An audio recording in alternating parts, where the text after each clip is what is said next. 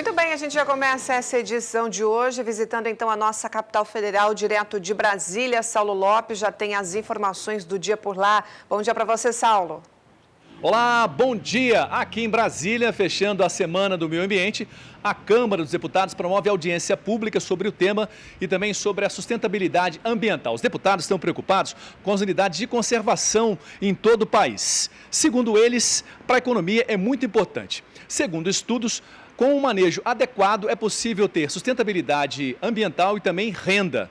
Segundo estudos, numa área de 50 hectares, cerca de 100 famílias podem se manter. E o Ministério da Agricultura suspendeu mais de 126 mil declarações de agricultura familiar. Essas pessoas, esses titulares, têm direito a benefícios do governo federal e linhas de crédito. Eles têm até 30 dias para se defenderem nessas irregularidades apontadas pelo Tribunal de Contas da União. De Brasília, Saulo Lopes. O repórter Vinícius Souza esteve em Maracaju, aqui no interior do Mato Grosso do Sul, participando de um dia de campo na Fazenda Alegria, em parceria com a Fundação MS. E claro, a gente traz para você todos os detalhes deste evento. O enfesamento foi um dos temas debatidos durante o dia de campo na Fazenda Alegria, promovido em parceria com a Fundação MS. Para a gente saber e entender um pouco mais sobre esse assunto, sobre o manejo, quais os procedimentos corretos, eu converso com o Grigoli. Grigoli, muito obrigado pela sua participação. O que foi abordado durante a sua palestra?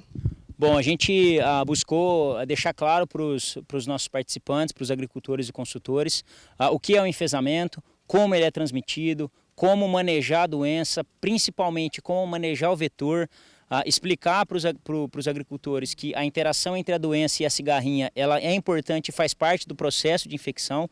Então a gente precisa entender desde a base até o controle efetivo para conseguir ter o sucesso no manejo da doença.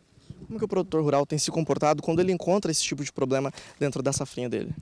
Bom, o agricultor fica bastante preocupado. O enfesamento é uma doença que não tem cura. A partir do momento que a planta expressa o sintoma, ela não fica saudável mais, independente do produto que a gente aplique. Então o manejo ele tem que ser preventivo e obviamente que as ações de manejo que são tomadas no início do desenvolvimento da planta vão impactar isso, vão impactar no manejo da doença no final do ciclo. Agora, Grigoli, como que o produtor pode fazer para minimizar os impactos por conta das adversidades climáticas que a gente enfrenta, principalmente aqui no Mato Grosso do Sul, especificamente nessa região de Maracaju? No ano passado a gente teve problema com isso, esse ano parece que o cenário vai se repetir. O que ele deve fazer? Bom, sempre que a gente fala de alguma doença, quanto mais agressivo for o ambiente para a planta, mais sensível ela vai ficar à doença. Então, num ambiente onde a gente espera ter frio, espera ter falta de água, e um fotoperíodo mais curto, o milho é uma planta de fotoperíodo longo. Então, nesse contexto, é fundamental a gente manejar de fato a cigarrinha, evitar a ocorrência da doença, buscar informação pela resistência genética dos materiais que tem disponíveis. Existe uma variedade enorme entre os materiais disponíveis no mercado, então tem materiais de milho extremamente sensíveis à doença e materiais de milho menos sensíveis. Então, tudo isso junto que vai entregar para o agricultor sucesso ou não do manejo das doenças no milho. Tá certo, então obrigado pela sua participação. Eu lembro a você que nos acompanha que essa entrevista fica disponível lá no portal sba1.com. De Maracaju, em Mato Grosso do Sul, Vinícius Souza. A Embrapa tem levado para várias feiras agropecuárias do país o incentivo ao plantio e consumo da batata doce. A empresa reuniu informações técnicas e os resultados de pesquisa realizados no Brasil e também no exterior com a cultura como subsídio para o aumento da produção e a recuperação de uma cultura tradicional para os brasileiros. A repórter Annelise Nicolodi foi conferir e mostra pra gente. Como forma de incentivar a diversificação da propriedade rural, a Embrapa trouxe aqui uma variedade de batata doce. Andréia, o que vocês querem, com essa gama de produtos aqui, oferecer para o produtor rural? É mostrar que, independente da região, é possível plantar batata doce? Isso mesmo.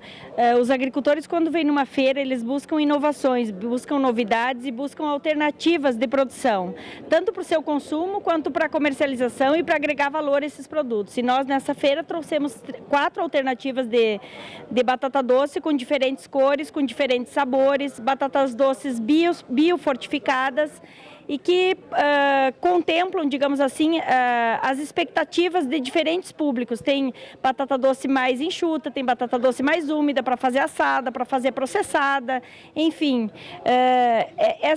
Esse alimento, ele está, digamos assim, cada vez sendo mais demandado pela sociedade, né? Porque é um alimento saudável, é um alimento que pode ser produzido agroecologicamente, é de fácil acesso, de fácil produção, né? E produz muito por hectare. Nós temos cultivares que nós estamos apresentando aqui que produzem de 30 a 100 toneladas por hectare. Quer dizer que em pouca área eu posso produzir muito alimento e isso faz com que o agricultor se interesse muito pela batata doce. Além disso, também ele mesmo pode multiplicar as mudas através das folhas da batata doce. Cada folha rende uma muda, então em um ano o agricultor pode conseguir, a partir de uma folha, produzir mais de 600 mudas e isso diminui o custo de produção. Qual é o cuidado que o produtor precisa ter, né, na escolha da variedade e também na forma de cultivo? A escolha da variedade, todas elas são sensíveis ao frio. Então, o cultivo é quando não acontece mais risco de geada. A gente orienta também os agricultores que busquem as mudas em viveristas credenciados pelo Ministério da Agricultura, que aí ele vai estar comprando uma muda de alta sanidade e vai evitar problemas na lavoura dele. E a questão, assim, do cuidado, né, com a sanidade da batata doce, assim, ela tem que ter um cuidado também se o solo está recebendo todos os nutrientes? Sim, ela é bastante exigente em irrigação no início, logo que tu faz o transplante, precisa de bastante água e o solo, a adubação do solo principalmente rica em fósforo e potássio. Ela não gosta muito de nitrogênio, esses são os cuidados. Tá certo, obrigada, Andréia. A batata doce como mais uma alternativa de renda para o produtor rural. Bom, que o número de mulheres tem crescido em vários setores da sociedade, inclusive no setor rural, disso ninguém duvida. Pesquisas mostram que, além de comandarem cargos, de ocuparem cargos de liderança, as mulheres também estimulam o uso de tecnologia no campo. Isso é o que a repórter Kylie Rodrigues apresenta para a gente hoje no quadro Tecnologia e Produção.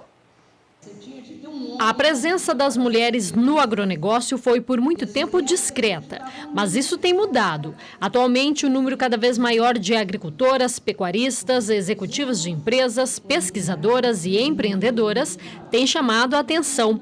Elas estão ocupando um papel de destaque e liderança no setor rural.